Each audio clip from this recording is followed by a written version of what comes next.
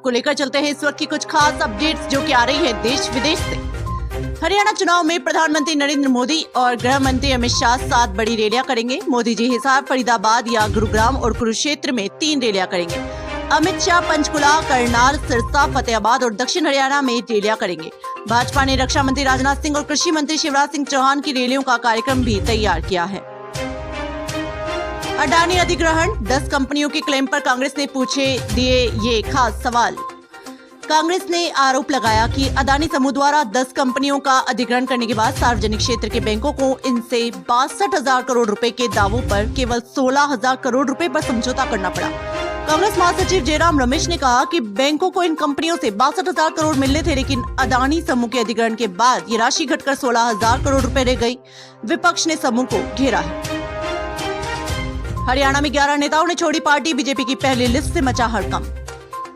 हरियाणा विधानसभा चुनाव 2024 के लिए बीजेपी ने बुधवार को 67 उम्मीदवारों की पहली सूची जारी की। पहली सूची जारी होने के बाद ही पार्टी में भगदड़ मच गई है। कई विधायक और मंत्री समेत 11 नेताओं ने पार्टी छोड़ दी है। रानिया, महम, थानेसर, उकलाना, पतला, रेवाड़ी, रतिया, बाढ़ड़ा में बगावत दिखी। रतिया से भाजपा विधायक लक्ष्मण नापा ने पार्टी की प्राथमिक सदस्यता से इस्तीफा दे दिया है। कोरोना का ऐसा टीका लगवाया जिसकी वजह से चलते फिरते मर रहे लोग, बोले हेमंत सोरेन। झारखंड के मुख्यमंत्री हेमंत सोरेन ने केंद्र सरकार पर कोरोना वैक्सीन को लेकर आरोप लगाया है। सीएम सोरेन का कहना है कि केंद्र सरकार ने देश में लाखों लोगों को ऐसा टीका लगवाया जिसके दुष्प्रभाव अब नजर आ रहे हैं। उन्हें उदाहरण देते हुए कहा कि हाल ही में उनके एक सांसद की पत्नी 28 साल की उम्र में मामूली बीमारी से मौत हो गई और कांस्टेबल की बहाली की दौड़ में कुछ युवाओं की भी जान चली गई है। मल्लिकार्जुन खड़गे इस राज्य के सीएम बन सकते हैं, बड़े बदलाव की हो रही है तैयारी। कर्नाटक में सिद्धरामैया के मुख्यमंत्री पद से हटाए जाने के बाद अटकलें तेज हो गई हैं। जानकारी के अनुसार MUDA घोटाले में आरोप के बाद कांग्रेस आला कमान राज्य में नए चेहरे को मुख्यमंत्री बनाने की तैयारी में है। बता दें कि मल्लिकार्जुन खड़गे का नाम भी इस रेस में शामिल है। विपक्ष भी सीएम को बदलने का दबाव बना रहा है। कांग्रेस आला कमान सभी की सहमति से नए उम्मीदवारों को चुनने की तैयारी में है।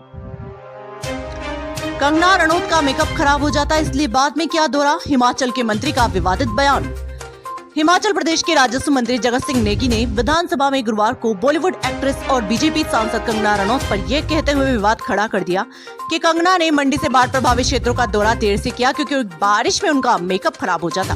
नेगी ने कहा कि कंगना घड़ियाल आंसू बहा रही हैं, जबकि अन्य सांसद प्रभावित लोगों की मदद के लिए रात भर घटनास्थल पर डटे रहे हैं। बांग्लादेश में शेख हसीना पर हत्या के 2 नए मामले दर्ज, जानिए पूरा मामला। ढाका में शेख हसीना के खिलाफ हत्या के 2 और मामले सामने आए हैं, जिससे उनके खिलाफ मुकदमों की संख्या 94 हो गई है। जानकारी के मुताबिक 19 जुलाई के विरोध प्रदर्शन के दौरान एक निवासी की हत्या के मामले में शेख हसीना और अन्य 26 लोगों पर आरोप लगाए गए हैं। जात्राबाड़ी इलाके में छात्र की मौत के मामले में हसीना, पूर्व कानून मंत्री शफीक अहमद और 293 अन्य के खिलाफ मामला दर्ज हुआ है। अखिलेश यादव ने 69,000 शिक्षक भर्ती के अभ्यर्थियों को लिखा खुला पत्र, जानिए क्या कहा। पूर्व सीएम अखिलेश यादव ने 69,000 शिक्षक भर्ती के अभ्यर्थियों को बुधवार को खुला पत्र लिखा। उन्होंने कहा कि सरकार न्याय नहीं देगी। इससे लेकर अखिलेश यादव ने लिखा कि भाजपा न पहले नौकरी देने के पक्ष में थी न अब है। बता दें कि अभ्यर्थियों की मांग है कि सरकार को हाई कोर्ट के आदेश का पालन करते हुए बेसिक शिक्षा नियमावली 1981 और आरक्षण नियमावली 1994 के हिसाब से नई सूची जारी करनी चाहिए। कोलकाता दुष्कर्म केस, नया ऑडियो 2 मिनट में सुलझी गुत्थी।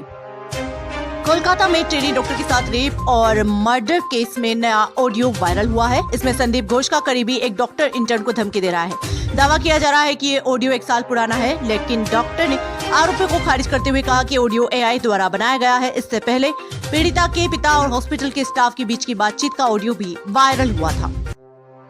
चुनाव 2024, PM मोदी की सबसे बड़ी भूल का सत्यपाल मलिक ने किया खुलासा। पूर्व राज्यपाल सत्यपाल मलिक ने कहा कि 2024 के चुनाव में बीजेपी की हार किसान आंदोलन वाले इलाकों में हुई। उन्होंने दावा किया कि किसान समुदाय बीजेपी को सजा देगा। मलिक ने कहा कि बीजेपी सरकार नहीं बनेगी और जम्मू कश्मीर में कांग्रेस NC गठबंधन जीतेगा। मलिक ने कहा कि PM मोदी का जन्म खत्म हो गया है और RSS